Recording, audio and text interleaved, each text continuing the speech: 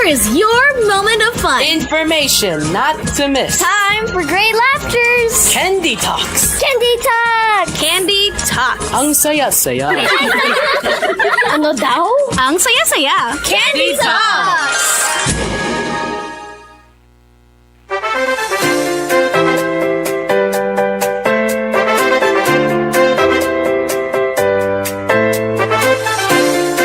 Good morning! Good morning, good morning, good morning, good morning, good morning! Magandang umaga po sa bayan ng Pilipino ng Occidental Mindoro. Good morning to you. Good morning, good morning, good morning! 9:37. Ang tagal kong naghihintay yung pala sabi ni Tobats. Kanina pa pala siya tumatawag, Ate Candy. Asan ka na? Bilisan mo. Galingan mo na, Ate Candy. Bakit hindi ka pumapasok? Sabi ni Tobs. Pero bakit hindi rin yata pumapasok? Hello, sound check, sound check. Teka lang ha, titingnan natin. Uy, hindi na siya pumapasok. Anong nangyayari? Humihina ang ating mga kababayan dito sa paligid, kapatid. Wait a minute. Diyan lang kayo. Ayos lang ako ng konti dito. Bakit humihina ka? Okay na? O mahina pa rin? Ay! Hindi masaya. Hindi masaya ang buhay dahil wala akong anik-anik. Oh no, Tobs. Sorry. Lalaksan ko na lang siguro dito. We'll see kung ano mangyari. Ay, ganun pa din. Malakas ba, Tobs or Magina? Sorry. Sorry na lang sa ating mga anik-anik dito sa tabi. Pero hello muna sa lahat ng mga friends natin. Good morning po sa lahat ng mga nakatutok po sa atin. 101.7 radyo natin sa Nasa Occidental Mindoro, Philippines. Malpackers, ang ating dito. Tama. Hindi nagkakaigi. Hindi tumutunog. Hindi tumutunog ang ating Teka lang, uulitin ko para malaman natin kung tama ba ang mga pinagagawa ko dito. Good morning sa lahat ng mga nakatutok po sa atin over radio, 101.7 radyo natin sa Nasa. At syempre po sa mga nakatutok din po sa atin sa Facebook, sa Black Up. Bakit yung blue up tas black up? Mali ako doon Sorry. Mahirap pala pag iba-iba yung mga pinagla-live natin. Kasi nag-try lang po ako ngayon na mag-live ako sa Black Up din. Tapos, naka-live naman po tayo ngayon sa Facebook page ng radyo natin, 101.7. Paki-like and follow po ang ating Facebook page para sa mga susunod na panahon ng inyong buhay. Madaling niyo po kaming maririnig kahit saan lupalop po kayo ng earth. Okidoki. So today, pag-uusapan natin ang mga bagay na may kinalaman sa mga pinaplano natin sa buhay, 'di ba? Tayong mga tao, mahilig tayo magplano kung ano yung gusto nating gawin, 'di ba? Minsan, hindi lang talaga maganda yung plano, pero at least at least may plano, 'di ba? Ang mahalaga nagplano. Pero yung iba kasi hindi maganda ang plano yun lang medyo masakit-sakit doon. Pero simula sa araw na to, kapatid, himay-himayin natin yung mga plano natin sa life. Ikaw ba? Nasaan ka? Sa pagpaplano muna bago gumawa ng isang action? Or, hindi, bahala na to. Gawa na tayo ng gawa para di ba? Mabilisan, wala na plano-plano. Pero nagkakaigi naman. Good for you kung gano'n yung nangyayari. Pero madalas nangyayari daw, pumapalpak daw kapag hindi nagpaplano. Tingnan natin ang ating mga kapatid. Mag-invite rin po tayo ng mga friends natin na gusto po na maki-join po sa atin sa atin pong ngayon. Live ngayon. Bakit? Iyak ako kasi wala yung aking mga anik-anik. Di sila masyadong naririnig. Hindi ko alam kung bakit. Wala tayong dito. Wala tayong kasama to assist me. Wala akong Yun lang ang mahirap kapag ka nandito ka, no? Kapag ka nasa loob ka ng iyong bahay. Ay, teka lang, parang hindi na ako naririnig. Hello? Sound check. Test mic. Wala Ako lang mag-isa nagatawa dito, di masaya. Nalulungkot ako. Sanay naman ako tumawa mag-isa, pero gusto ko may kasabay-sabay din kahit hindi tao yung kasabay ko. Kahit mga lang, duwende, ganon. Chipmunks, okay lang sa akin yun. Kasabay-kasabay lang ako tumawa. Pero kung ayaw nila today, like tamad sila, plano nila talagang sabotahin ang aking ngayon. Bahala kayo dyan. Kung ayaw niyo sumama sa akin today, bahala kayo. Baka tulog pa yung mga anik-anik natin, no? Like very tired sila. Kasi Monday Sino kayang tao ngayon yung sobrang energetic kapag ka Monday, no? Meron pa ba? Kung meron, yung excited ka talagang bumangon, gising sa umaga, magtrabaho, 'di ba? Ano pong vitamins mo? Pa-share naman. Paki-share naman ng vitamins. Baka naman. Baka pwede namang maibahagi yan sa mga kaibigan natin. Yung mga tipong, diba, iiyak. Magwa-walling muna bago pumasok sa trabaho. May isip lang talaga yung mga due date, tsaka yung mga billings. Kaya talaga walang choice. Kailangan talaga bumangon sa araw na Itechewa. Pero kung ikaw, napakaswerte mo naman, mag-share ka na lang ng mga tips mo sa amin kung paano ba bumangon ng umaga na masaya at nakangiti. Sama mo na dyan. Comment ka na rin po sa atin pong live ngayon. Plano ko pong maglinis ng kwarto today. Wow! Ang plano ko talaga, magligpit lang. Natapos ako ng 2:00 ng umaga. Kahapon. Kahapon. Pakalupit mo naman. Inaabot ka ng 2 araw dyan Bakit naman ganon? 2 araw. Aba. Wag mo sana 2 araw. Sobrang ano naman nun. Sobrang tindi naman ng 2 araw mo, friendship. Tapos, nag-rearrange ako ng buong kwarto at bumili pa ako ng bagong organizer. O, diba? Samantalang ang gusto mo lang naman gawin sana, maglinis ng bahay. Pero ang nangyari, nakabili ka pa. Hindi ko alam kung naglinis ako or nag-renovate ako. O, diba? At least, naidamay.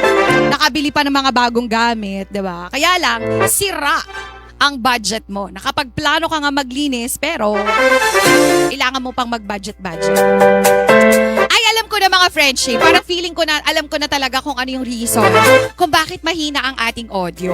Meron akong pinalitan. Sana pala, pumunta pala dito si Daryl James para pala mapalitan yung aking Meron na, alam ko na. Nagets ko na. Pag nag-i-improve ako ng mga gamit, may mga dinadagdag-dagdag ako. Nagkakaroon ng aberya. Plano ko sanang pagandahin to, kaya lang, hindi nagiging maganda yung kalabasan. Mas tsumatsaka yung dating. Plano ko pong matulog ng maaga. Lagi ito. Humihiga na ako ng 9 p.m. Tapos nagpo-phone ako. Inaabot ako ng 3:00. Di ba? Yan, yung mga planong manood ng isang episode. Pero inaabot, diba, ng katapusan ng telenovela.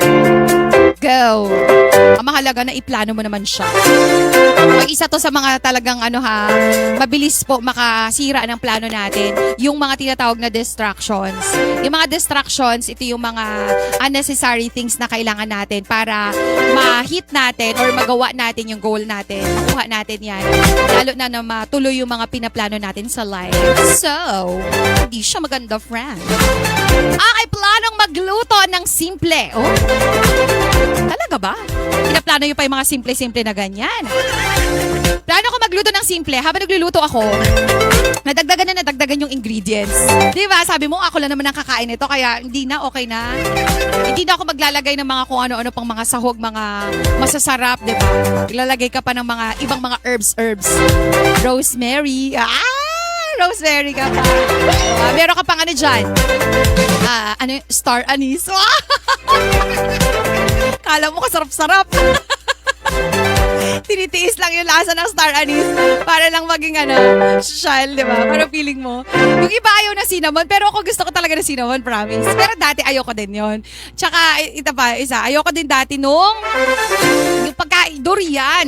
Di ba? Parang ayoko niyan. Ganyan. Arte ko pa dati. Tapos ganyan, bumibili ako kahit nakapikit yung mata ko. Kasi nga sobrang mahal niya, diba? Pero para makakain ka lang, pipikit ka talaga para makabili ka niyan. Yan, sarap naman kasi, diba?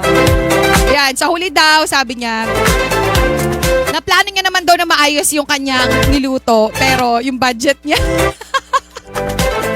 nasira yung budget. Sometimes kasi, 'di ba, yung pagkain, tinitipid natin siya pag sa sarili natin. Parang okay na sa'yo na, ito na lang, okay na to. Pero, bakit mo tinitipid ang sarili mo? Yun yung question. 'Di ba? Ikaw nagpapakahirap niyan. Ikaw ang nagpupuyat. 'Di ba? Tapos ikaw naman lahat nahihirapan. So, bakit pagdating sa sarili mo, tinitipid mo? 'Di ba? Pero pag ireregalo mo sa jowa mo, niloloko ka lang naman. Joke lang. Just lang. Siyempre hindi. Joke lang yun. Diba? Tapos pag sa iba, hindi mo siya tinitipid. Grabe ka, hindi ko rin alam sa'yo. Eto, yung mga bagong breakdown. Plano ko pa-fresh start. Next. Nagpa-short hair ako. Siyempre, fresh start nga eh. Pero yung pamilya ko, hindi na ako kilala. Bakit ganun? Bakit naman? Bakit naman di ko nakilala ng pamilya mo? Diba? Isa kasi mga nanay natin, ayaw talaga nilang paputulan yung hair natin, no? Parang ako, nagpaputol ako ng hair. Tingnan mo ngayon. Very na siya. Hindi na ako nagsusuklay. Hindi, ano ka ba? Kinulot ko yan, kaya lang hindi lang siya maganda. Hindi maganda yung kinalabasan ng pagkulot. Kasi nawawala yung pangkulot ko, tinry ko lang naman. Me, DJ ka? Yes, me, DJ po ako. Dito po ako sa San Jose Occidental, Mindoro, Philippines.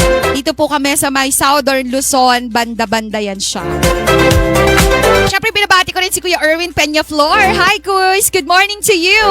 At saka, siyempre, good morning din kay Kuya Ogie. Yan, sabi niya, ang aga, nanunood siya at nakikinig pa yan. Diba? Dala-dalawa, hindi pa talaga kasi dalawa daw yung tenga niya. Sabi niya, I have 2 ears, the left and the right. Kaya ang kuya, wag ka. Super nood sa atin yan sa live at super kinig din siya sa atin sa radio. Thank you so much, Kuys. Grabe na yung pagbawal mo sa akin, Kuys. Kakaiyak. Baka nagkaselos na yung asawa mo. Charot lang, charot. Kay Sir Bong Farrell, good morning. Thank you. Of course, kay Kuya Ferds. Yeah, Kuya Ferds, good morning to you. Hi. Kamusta kay ate? Kamusta kayong dalawa? Plano ko na pong bumalik sa pag-aaral kahit may trabaho na po ako. Natatakot ako kasi baka mahirapan akong pagsabayin eh. Pero naisip ko, kung hindi ko sisimulan ngayon, di ba? Kailan pa? Ay, tama yan, Ron. Tama, di ba? Kung hindi mo sisimulan, may next sem naman. Pero di ba, ang maganda doon, naiisip mo pa rin siya. Karaniwan kasi sa ating mga tao,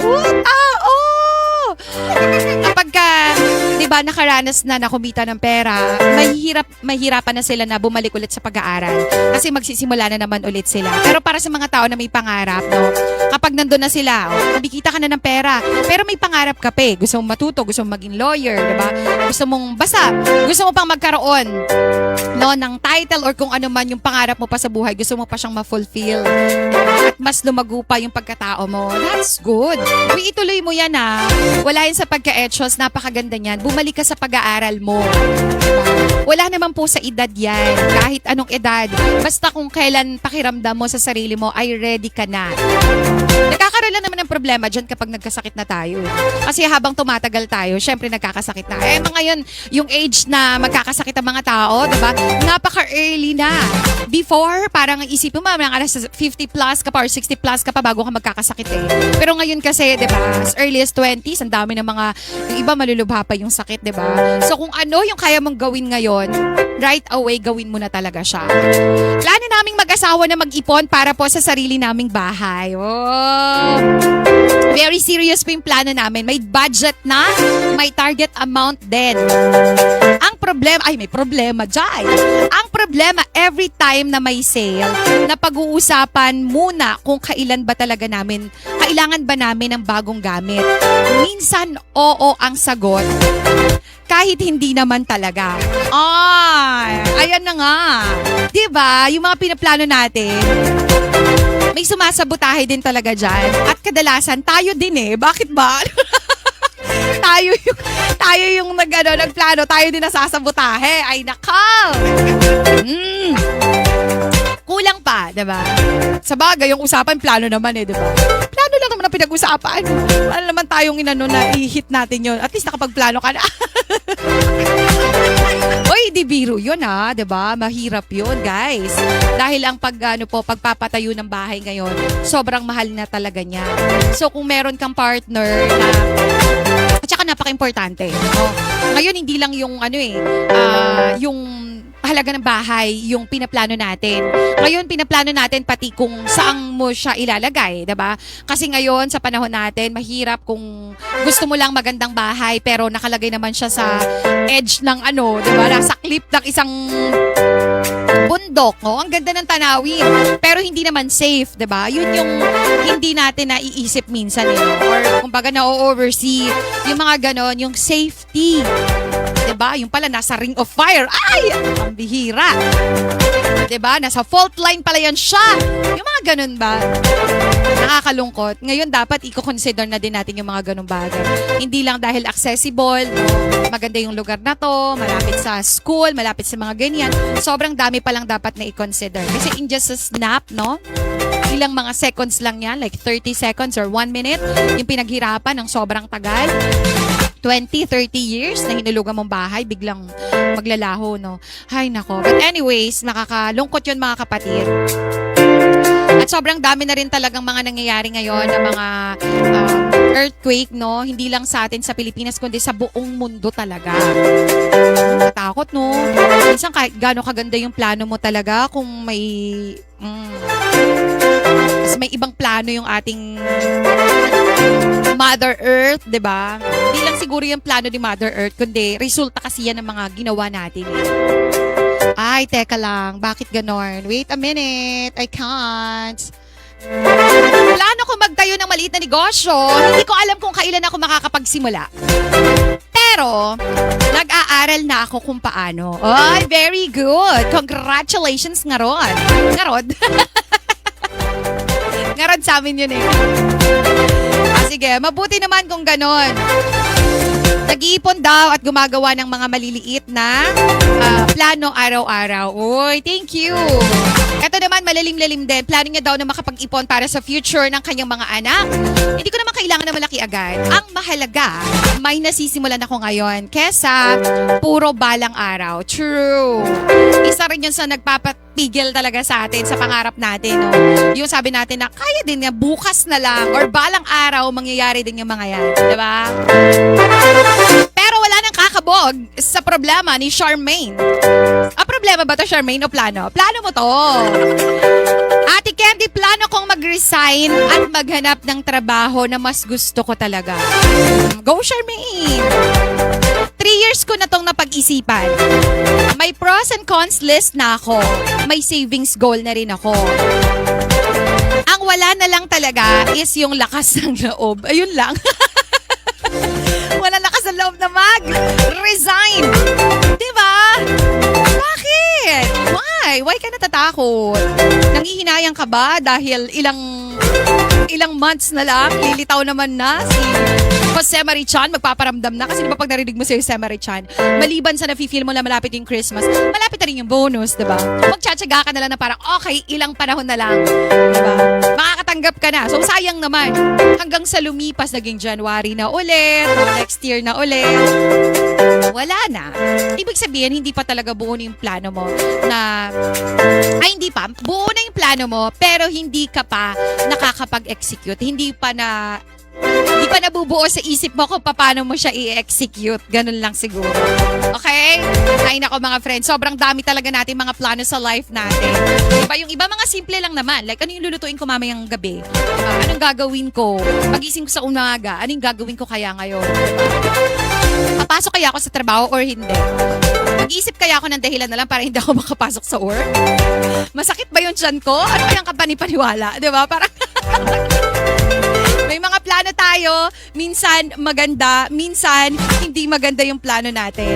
Pero kahit gaano pa natin iplano yan, di ba? Like, mga big plans natin sa life, career, di ba? Pera, pamilya, sa pag-aaral mo, sa negosyo mo, sa bahay mo, retirement mo, and everything na makaka-apekto talaga sa future mo, kapatid. No? Minsan kahit gaano na natin pinlansya yan, hindi naman talaga siya palaging matutuloy din. No? Not because hindi maganda yung pagka-execute natin, kaya lang minsan kasi dun sa plano natin, hindi pala siya aligned dun sa plano ni Lord para sa atin. Diba? Malaking factor din yon. Kung nagtataka ka kung bakit, ang tagal mo na itong pinlano eh. Ang tagal mo na itong ginawa. Diba? In-execute mo naman ng tama, ni-ready mo naman yung sarili mo. Pero bakit parang hindi pa rin siya nagkakaigi? Kasi baka yun nga, no? May mga bagay na hindi natin kontrolado. Yung mga mangyayari.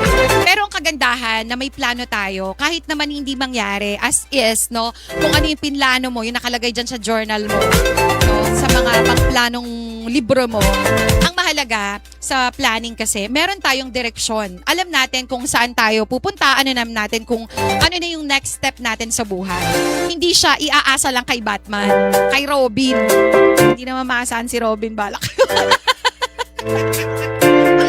Di ba? Hindi natin inaasa sa ibang tao yung mga mangyayari sa buhay natin. Kundi, yun yung kagandahan ng pagpaplano talaga. Alam natin na may direksyon tayo. Okay? Minsan mababago yung situation natin. Minsan pwede tayong maligaw. Kagaya nga nung plano mo na mag-diet ngayon, pero dahil meron ngang mga temptation sa paligid, di ba? May mga sale o kaya may mga nagbibigay pa sa'yo ng mga libreng pagkain. So, anong nangyayari is hindi nangyayari o hindi natutupad yung mga pinaplano mo sa buhay. Darating din naman yung mga times na gano'n. Life is not perfect dahil tayo din mga tao, hindi naman tayo perfect. Pero kung babalik at babalik ka pa rin dun sa plano mo, like nakikita mo pa rin yung pinaplano mo sa buhay, meron ka talagang direksyon na babalikan. At sasabihin na, oy, wait lang, baka naliligaw na ako, baka kailangan ko na ulit bumalik dun sa tamang daan. Kesa yung wala ka talagang plano sa buhay mo at all. Diba? Like, bahala na kung ano yung mangyari sa atin bukas. Maybe for some people, okay sila sa ganon.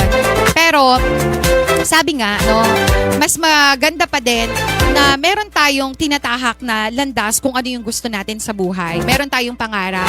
And this also directs us dun sa gusto nating mangyari sa future natin. Diba? Kung gusto mo magkaroon ng magandang buhay, definitely, diba, magsisipag ka. Kasi, hindi ka naman nepo baby. Diba? Unless nepo baby ka. Pero anyways, no, hindi naman magandang sample. No? Sinasabi natin dito, if gusto mo na magandang buhay, you really have to work for it. No? Para magkaroon ka ng magandang buhay. Okay?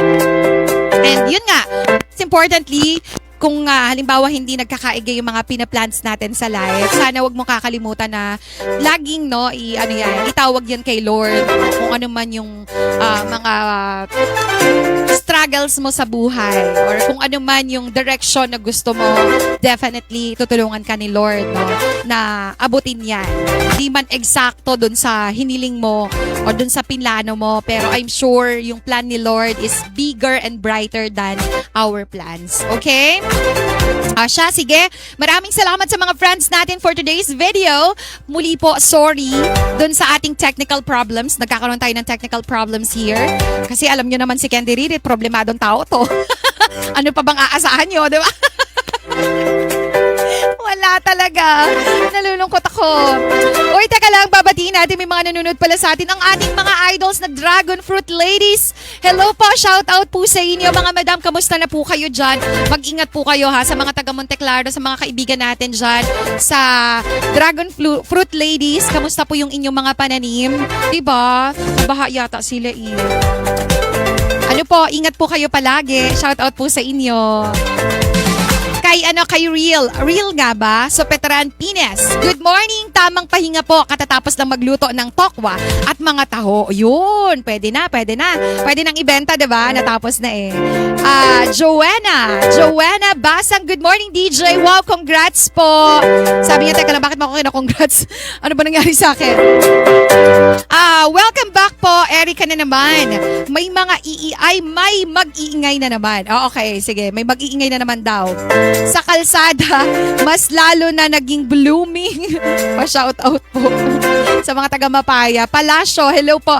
Palasyo Village sa Boundary. Shoutout, thank you. Tita Philomena, hi! Shoutout, wala pa daw plano si Tita Philomena. Nakikipag-unahan pa daw po kasi sa bagyo. Si Ginger Encado din, no? Good morning, shoutout natin. Yung mga naghahalo ng simento. Shoutout sa inyo. At wala na akong time, mga kapatid. Kailangan ko na po magpaalam. Maraming salamatation sa mga sumama sa atin for today's video. Kahit na po tayo ay nagkaroon ng mga technical problems, pero nandyan pa rin kayo. Thank you so much. Mag-ingat po tayo. Monday, rainy na naman. Kaya ingat, okay? Baka lumakas na naman po, habagat. Alam niyo na, baka bumaha. So mag-ingat tayo, okay? Siyempre, papasalamatan ko rin po yung kasama natin sa radio, sa technical side, si Tobats. Salamat, Tobs. At saka kasama niya po si Shane. Salamat, Shane. Paalam na ako, guys. Oras natin, 10:01. Bye!